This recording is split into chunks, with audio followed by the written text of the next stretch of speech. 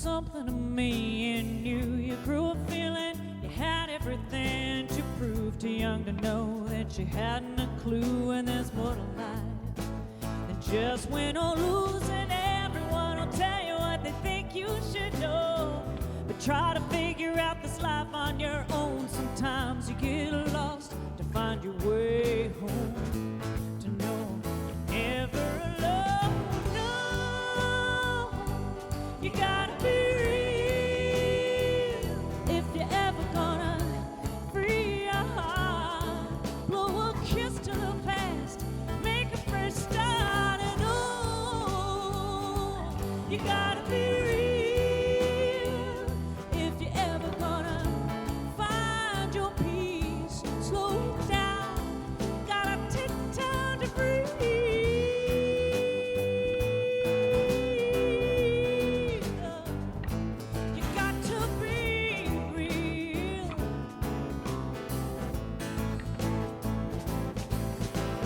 Dig down deep, you find riches in the dirt. You never grow until your fears are unearthed. We're lost within a never-ending search to fill our voids, all of our hurts. So listen to your voice and the words that you say. There's much to learn from the roles we all play. Perfection's just a losing game, a perfect couple asking life's way. You gotta be real if you're ever gonna free your heart. Step out of the dark and into the stars, and oh, you gotta be real if you're ever gonna find your peace. Live your own truth and know you're free.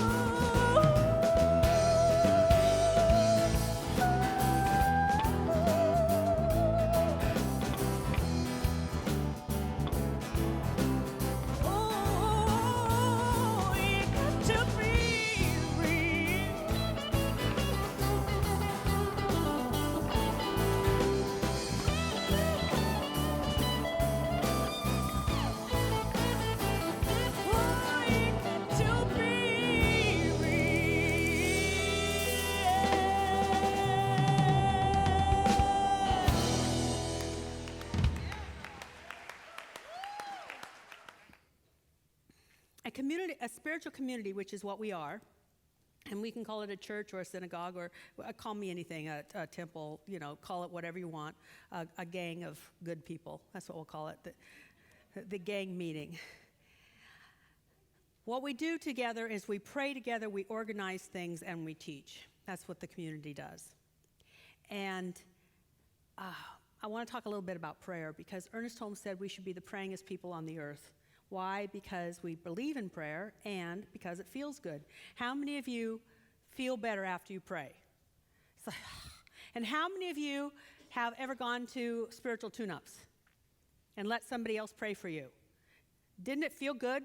You just sort of gave it to them, and then they take it on like it's nothing, because it is nothing to them. They don't know how hard this will be for God to work it out. I mean, they just take it on. It's wonderful. Doesn't it feel good to pray? So we pray because we believe in it, and we also pray because it feels good. It's like we get something larger than ourselves involved in things. Now, I've seen studies that say that prayer is proven effective in situations where the medical society has said there's no hope. Prayer is successful something like 20% of the time. I've also read that if a drug was 20% effective, drug agencies would be selling it like crazy. And there's no side effects, I should say. There's no bad side effects. I was reading something about a lot of the drugs that you hear about, how effective they are, and then all of the side effects that you have to deal with. Lots of them. There is no side effect to prayer. It's like, use prayer. Oh, and besides, have you seen those commercials? They have to name what the side effects are, so they make really pretty music and then show you puppies. or children dancing, so that you don't really get alarmed by the side effects. But this would be the side effect of prayer. Prayer, proven 20% effective. Oh, and by the way, you will have these side effects. You will also be less anxious. You'll get along with people better. You will wake up. You will sleep better. You will eat differently. Everything will move into harmony. You will have a better life.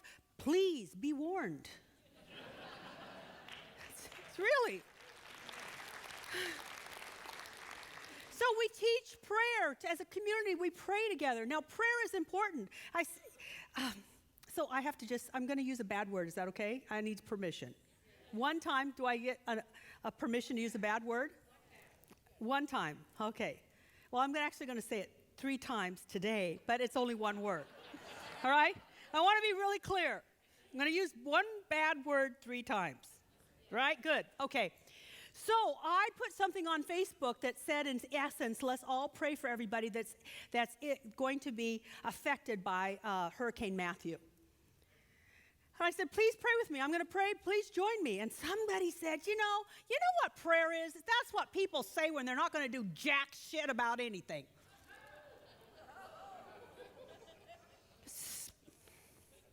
And I replied, you're right. I'm not going to do jack shit about Matthew right now, because I'm here, I'm not there, and it hasn't happened. It hasn't even hit the coast. But I will tell you that our spiritual community has supported and rebuilt houses in areas that have been hit by natural disasters for the last 18 years. So our community will do jack shit when we're called to do it.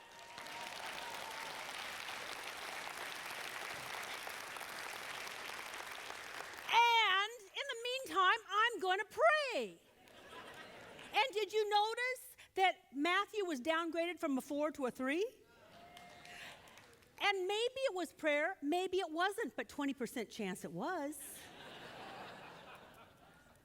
Now, when you have a disease that the doctors say there's no cure for that, you're going to lean into that 20%.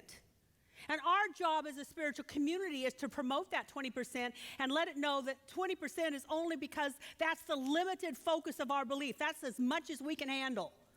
Because God doesn't say I'll answer 20% of the prayers. But we have 20% of the faith that is possible for a human race to have. So let's up that. That's what a community does. We lean into each other, because there's going to be times you're faced with something you can't handle. You lean into the community and they go, ooh. That's why we have communities.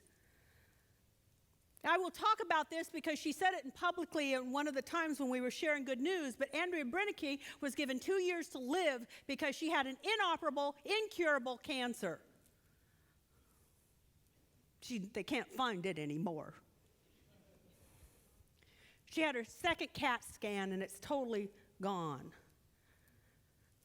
20%. How many of you dedicate yourself to building your faith? What would we do if we really upped our spiritual practice as a community, which means individually? It's calling on me to increase my faith, to increase my practice, to increase my knowing that I am one with the divine. And the divine's idea of its creation is whole, complete, and perfect. That's when we say it's whole, complete, and perfect, even though it's not whole, complete, and perfect. There's no whole, complete, and perfect out there because we don't hear it, feel it in here yet. As within, so without. As above, so below. It's our job to know what is above, and it's our job to know what's within us, and what's in us is God. Now, enough about prayer.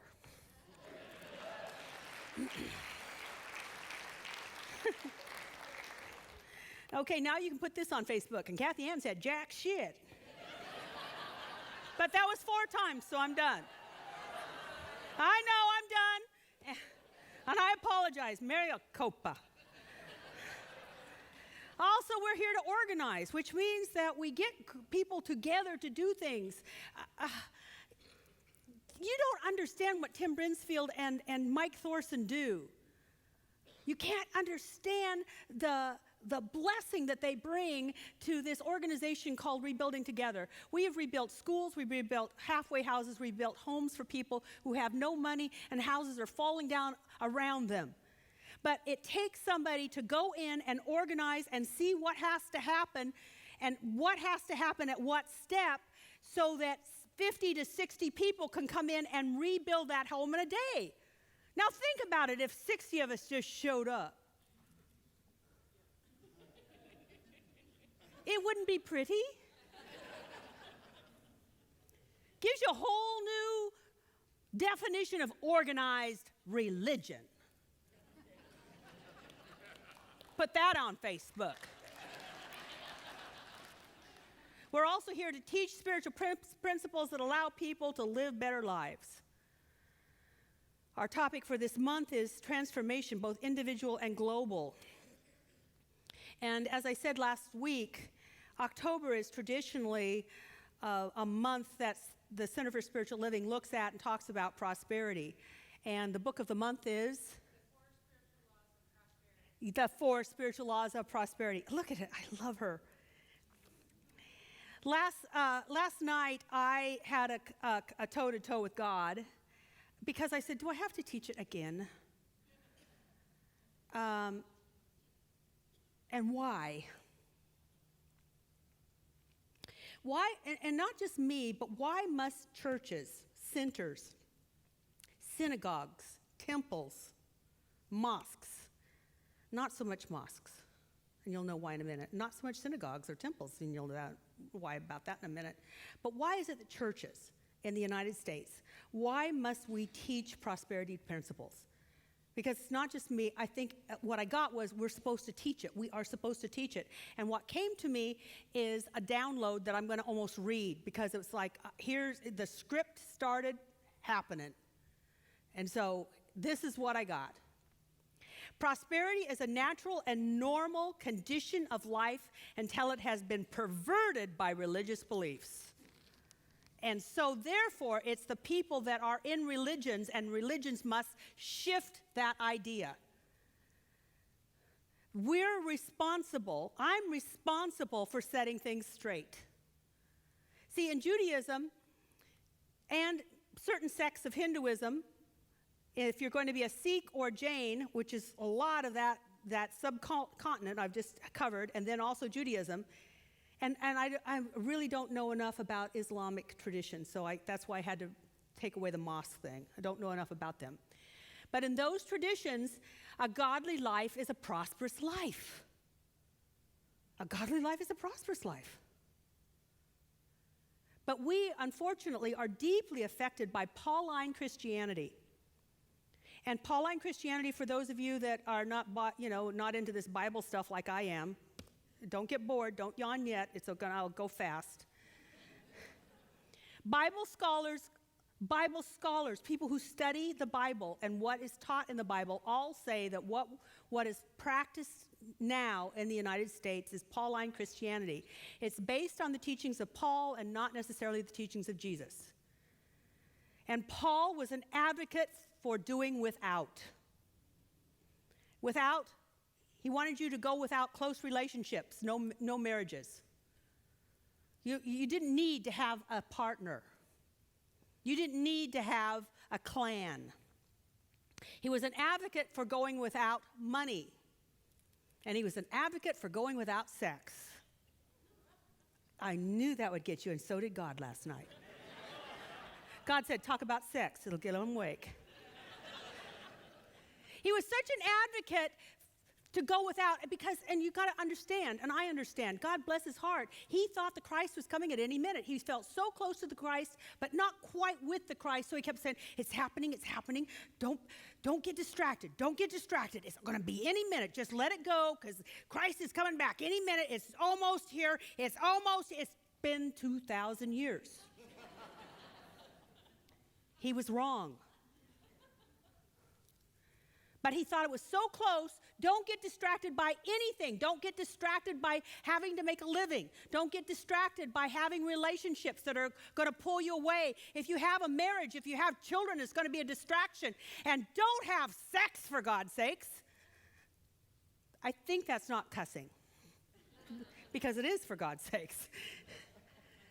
Don't have sex, but if you have to have sex, then get married. Now, how many of you enjoy sex? You are so different than first service. I'll tell you, first service, really, wasn't it different? I had to get them to say, have you ever enjoyed it?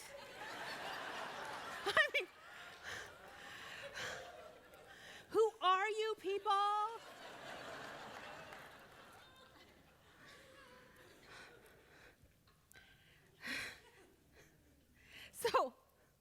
So as I was listening to all this last night, if you like sex, you can like money as well. He was wrong about sex. He was wrong about marriage. He was wrong about money. Now, I need to be very clear. Money isn't prosperity, but prosperity works well with money. To prosper means to flourish, to thrive, and means good fortune.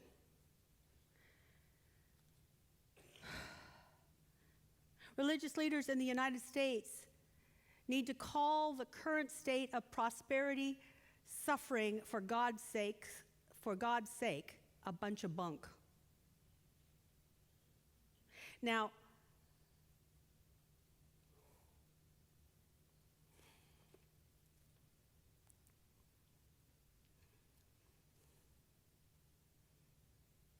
I don't think you consciously think it's wrong, but I've been in too many workshops talking closely to too many people and noticed that when finances come up, they become incredibly uncomfortable. And even when I ask them to imagine making more or having more, they get incredibly uncomfortable, like something is really wrong. It's that reaction that tells me they have bought into something that has never been conscious but needs to be consciously denied and let go. Because nobody consciously says to their, well, maybe yours did. I just realized that my mother and my grandmother took great pride. They never said money was evil, but they took so much pride in doing without and showing how much they could do with so little. So little was elevated. And it seeped in. And we don't know that it's running us.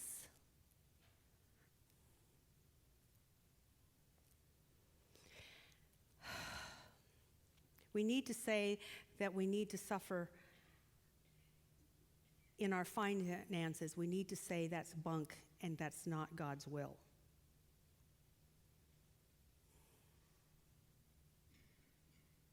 I've watched people get uncomfortable, as I said, and part of it is what Andrew was talking about. It is that we have a mental equivalent, or we can have a mental equivalent of, this is how I get by, and even imagining greater something happens. And I was trying to say, my family never said it's better to be poor than rich.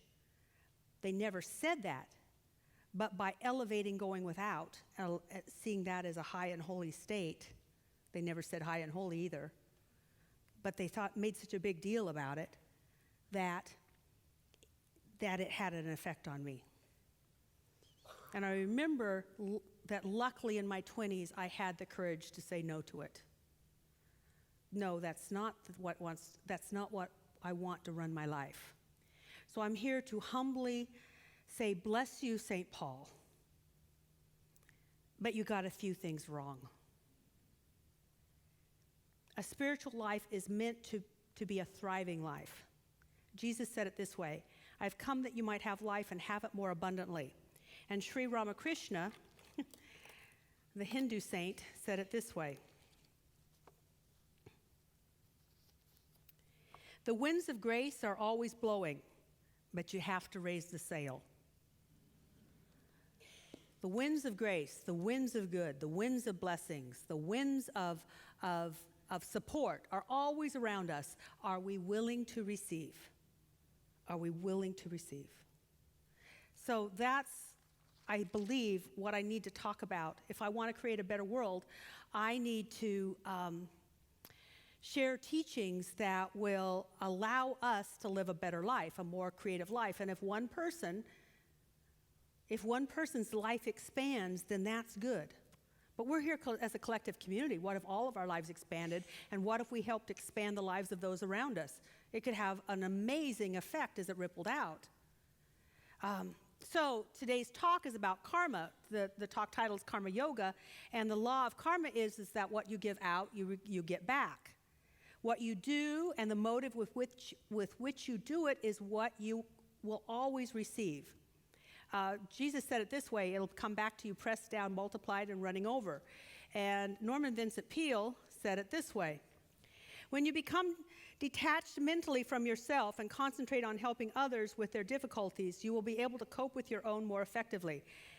However, the act of self-giving is a personal power-releasing factor. Something happens. It's taught, the law of cause and effect is taught through all major religions, and I think that's why Ernest Holmes gave so much attention to it. And the more that we open up to see what's out there and to improve what's out there, the more that improvement comes back to us. Many, many summers ago, I did a whole series on the diamond cutter, and it's the story of a Buddhist monk who was told by his, I don't know, guru, I don't know what monks have, to go and prove the principles of Buddhism in the public business arena. So he went and found himself working in the diamond industry. And there really is a diamond industry. It's usually a very close-knit group of people, usually just sons and nephews that work in, that hold this whole diamond business, and they're in New York City. And somehow he got into it, and he made a fortune, and he did it by always giving more than he was asked to do. And he noticed that even the diamond people were always doing more. They had such ethics.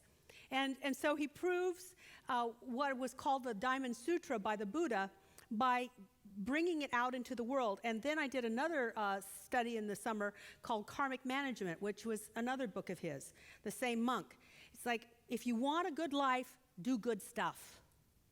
You want a good life? Do good stuff. That's pretty darned easy. It's also been known as the law of compensation, if you've ever read Emerson. And if we concentrate on doing good to others, good will always come back to us, and that had a definite influence on Ernest Holmes. I'm reading some of his papers, not just the books that he wrote, but the papers about how he taught other people, and he was a giving man, and what came back to him was all sorts of support. So I want to give you the teachings of karma. Anybody ready for the teachings of karma now? Because you're willing to let go of this idea that to have money is a bad thing.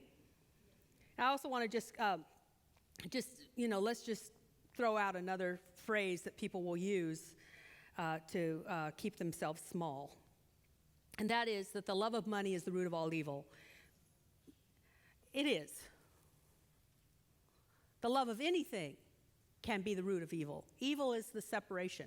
So if you love money more than you do your family, it will be the root of the separation between you and your family.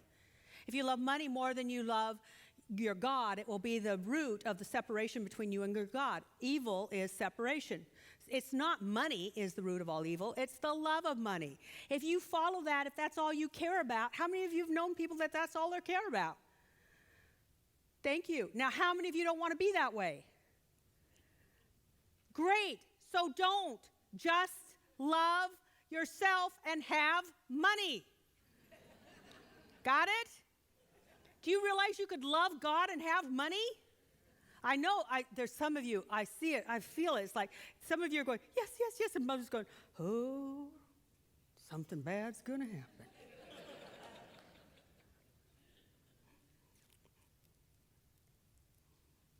The love of God showing up as a good relationship. The love of God showing up as a healthy body. The love of God showing up as wonderful friends. The love of God showing up as meaningful work. And the love of God showing up as the finances you need to have a thriving life. That is the root of heaven.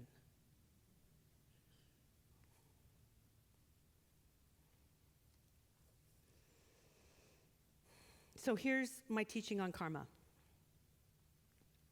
Let your purpose in life be bigger than yourself. I talked about that a little bit last week. You can see it on our YouTube channel or buy the CD. If you get the CD, you get the music. Pretty darn good. Let the purpose in your life be bigger than yourself.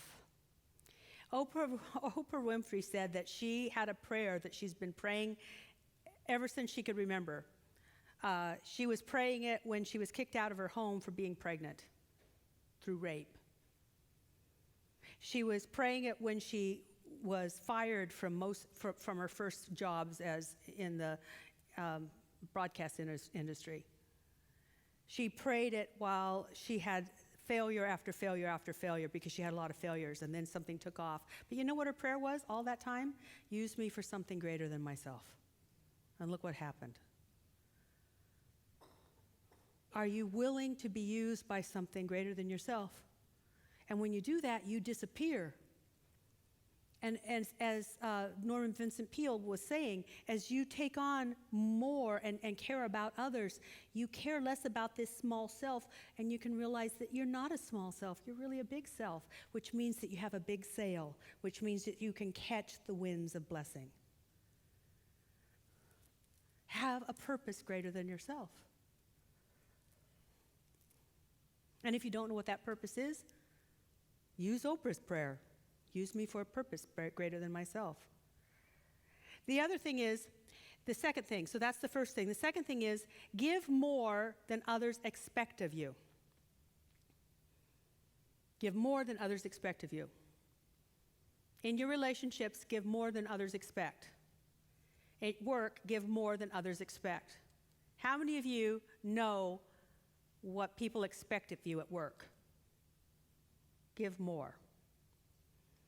Now, don't give more like overtime, don't give more like suffering and sacrifice, but I know that I know how much I give, and I know that I could always give more. I could always be more attentive. I could always be more cheerful. I could always be more optimistic. I could always be more kind. How many of you know that you could show up tomorrow if you go to work on Monday? You could show up and do more, and it wouldn't be a sacrifice at all. There's no sacrifice. It's not about sacrifice. It's about really coming with your whole self. How many of you sort of send about, 75% of yourself to work? And about 25% of you, it's like someplace else. It's about bringing your whole self. I'm not saying overtime. I'm not saying be crushed. I'm saying bring yourself. How many of you have ever been around people where you know they weren't really there? How many of you know you do that? What I'm saying is don't. Give your whole self, more than yourself.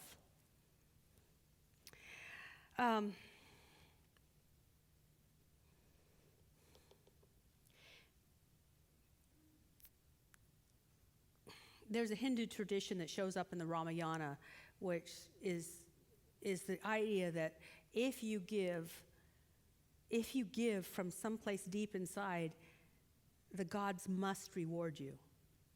Which brings me to my next point. Expect your reward in heaven. And heaven is within you. Now, this is a really important thing to know. The world will not always pay you back. The world's not supposed to pay you back. The world can be unfair.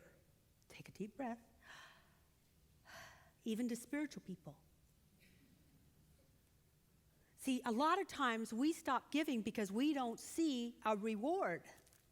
We stop being kind to our relatives because they don't call us back. We stop being interested in our friends because they're off someplace else. The world will never be fair. And when you know that, and you know that that's the way it is, you can just relax into it. The world's not fair. It's not going to be fair. Sorry. The world's not fair. And so when you give and you give at work or whatever, the reward may not come through your work. Someone after first service said, I have it, I get it. My boss will never recognize what I do. What a relief. How many of you have been trying to get somebody's attention? It may not work. But here's the deal. You can expect your reward in heaven, which is always within. The kingdom of heaven is within. And if you expect something to shift inside of you, and you expect that shift, you accept, I should say, that shift, the universe owes you everything. The world of effects owes you nothing. The universe owes you everything. And you go right over the world and you expect it from there. I once said you can make your demands upon the universe, and someone thought it meant demand from other people. No, you don't demand from other people. Who knows what's going on in their life? They probably don't even have time or energy. They're so caught up in themselves that they don't even know what you're asking for. But if you make a demand upon the universe, it must reciprocate all that you have given, pressed down, multiplied, and running over. The universe owes you everything. So you make your demand within yourself. So I want to just close with this story that sort of shows that, I hope. There was a time that I really thought that I too wanted to work for a Fortune something company.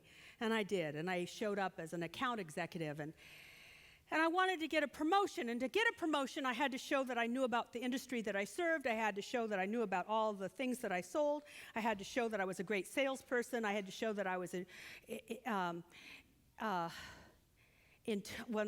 ingenious. That's not the word. Anyway, that I did well. And I had to do that by recreating a whole report that would go to a committee that was formed by the company, and they would review my report of all the sales that I had made and decide whether I was worthy of a promotion or not. So I did this whole big report. Not only did I sell, but then I wrote this great report. I thought it was a great report. But I showed it to my boss, and she said, I don't think so. So I won't sign off on it, but I will pass it up. And so she sent it to her boss, and her boss said, I don't think so, but I'm not going to sign off on it, but I will pass it up because they had to. And so I went over their heads. And I said to the universe, I didn't say it that way, but I said to the God of my being, Father, Mother, God within, you know I did the best I could, motive. You know that I served my customers, motive. I know that I sold in sort of unconventional ways. But, they were legal. Stop it. But they were unconventional. You know that I did it in unconventional ways, and the people don't seem to be recognizing that the outcome was good, and I want to be evaluated on the outcome which was good. And so I look to you to give me the promotion. And my boss called me up and said, congratulations. They approved your proposal, And you're actually the first one in the district to be approved.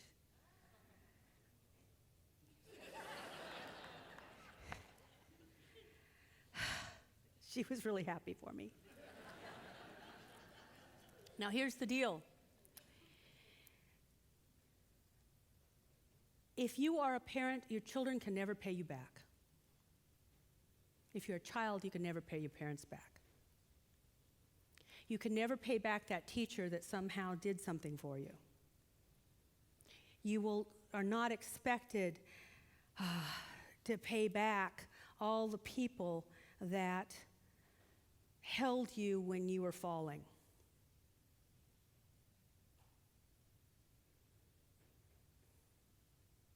You'll never be able to do enough for some people. But that always means that you're looking at the level of the world, and the world is not fair. The universe is impeccable. Karma is true. Karma never fails. Expect it back from the universe, and everything that you have given to your children, to your work, to your neighborhood, to the world will come back to you, multiplied, pressed down, and running over. It's told in every religion.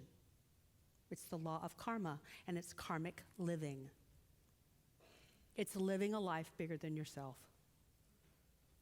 I want to close with a prayer for our world.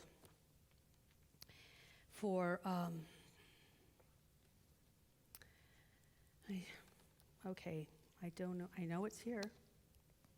It just seemed like such a great way to end. Because sometimes we pray, and I know I pray, and we pray, and it's all about us. But there's just so much going on. Okay, God, if you want me to pray this prayer, then show it to me. If I have music, it'll help.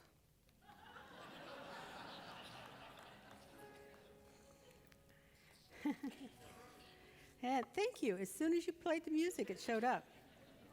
Now, this particular prayer is going to be a call and response. I'm going to read it, and I would like you to say it as though you meant it with every fiber of your being. And if you pretend like you do, then every fiber of your being will mean it, okay? So who wants to pretend? You know, that's why Jesus said, become as children, because children don't mind pretending. Adults, I don't want to pretend. So who's a child today? Great. Every fiber of your being is sending this out into the world. This is called the New Millennium Dedication. May all beings everywhere, with whom we are inseparably interconnected, be liberated, awakened, healed, fulfilled, and free. May there be peace in this world and throughout all possible universes. An end to war, violence, poverty, injustice, and oppression. And may we all together complete this spiritual journey. Amen. So it is. So will ever be. Thank you.